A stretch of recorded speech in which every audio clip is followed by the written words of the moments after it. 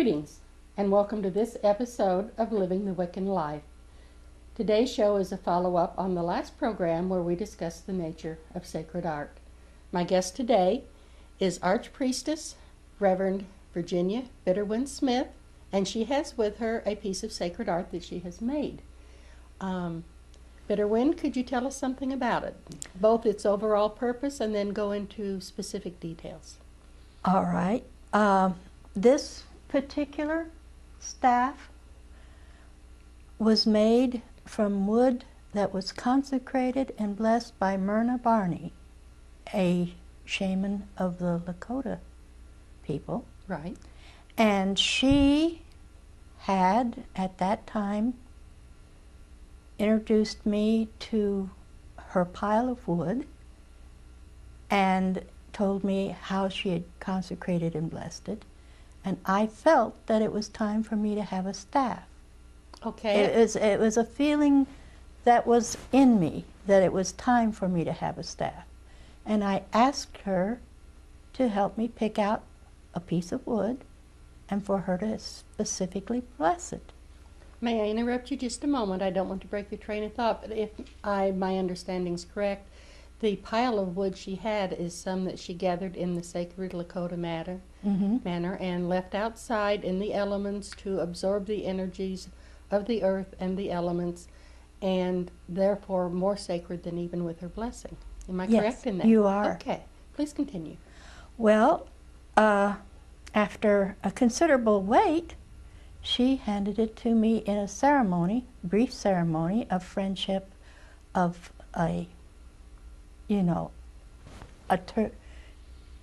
it was a made-up ceremony in which we acknowledged that we followed different paths but had the same basic vision. And given and received in a distinctive, sacred way according to her tradition. Yes.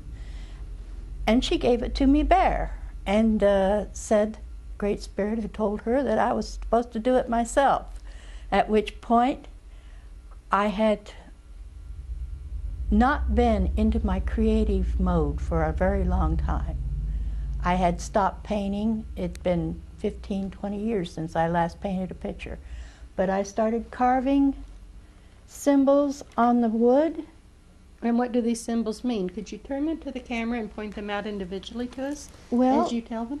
Which is right over there. It's basically an owl here. There is the first one that I did was a spider. Okay. The spider is, in my opinion... I lift it up just a little so we can see it better. That is, you carved that yourself on there. Oh, yes. Okay. Everything carved on here is done by myself. The spider was the grandmother spider.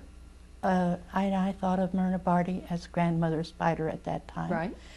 And it flows in the interaction of everything. So that was the first symbol I carved. Second one was the owl.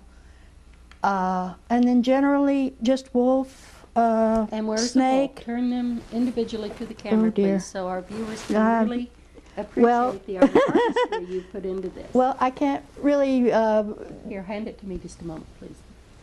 Oh, and this is heavy. That's why she's having so much trouble. Can... there's a snake down in here. There's lizards. There's all kinds of an eagle at the top.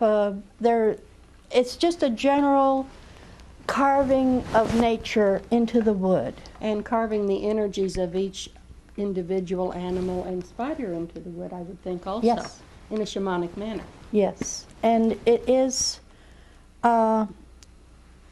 Piece by piece, it acquired its own beauty.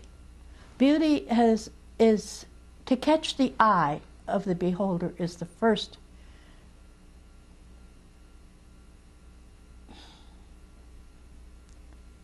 Duty of art? Yeah, duty of art. It's a duty of art in itself to catch the eye of the beholder. Spiritual art should be even more pretty if possible. And this is my effort to make a thing of beauty that will catch the eye, that will encounter the mind as well, because of the meanings that go into it. This is a spiritual transformation. The butterfly, the frogs on it, transformation is the key. When you are holding a staff, you are transforming yourself as well as the staff. That is the purpose of making sacred art, is to reach out toward the higher spark, the creative spark, the spark that makes you yearn toward beauty. And am I correct when I say that by doing that you're bringing that spark of the sacred into the world, into your art? Yes, exactly. It is to try to bring down from spirit into the world something of beauty that will reflect the spirit into the world. The staff is very symbolic in that it's a stick. The first tool of man that he picked up was a stick to knock down a piece of fruit or anything. The staff is man plus tool. Man does not stand alone, and he never has, even though he thinks he has. He doesn't really give the value to tool that tool, capital T-O-O-L, deserves. A computer is a tool for the mind. Yes. An axe is a tool to make a building. You can't interchange those tools. Not very effectively.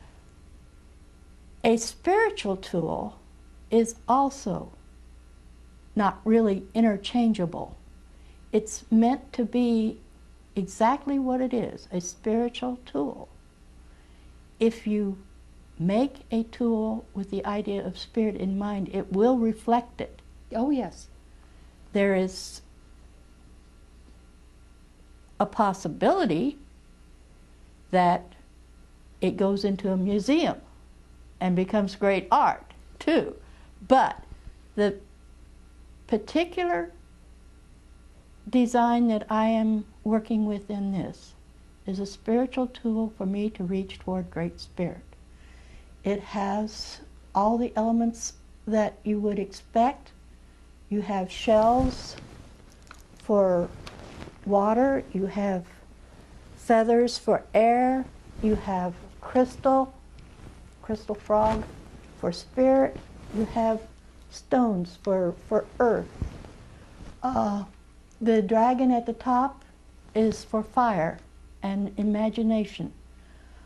The purpose of this is to lead me toward Great Spirit, and it served its purpose. I really did have an epiphany in which I was touched by Great Spirit at Thanksgiving, and at which point I abandoned it without a thank you. It was sad. I mean, I walked away from it. It had served its purpose, you know.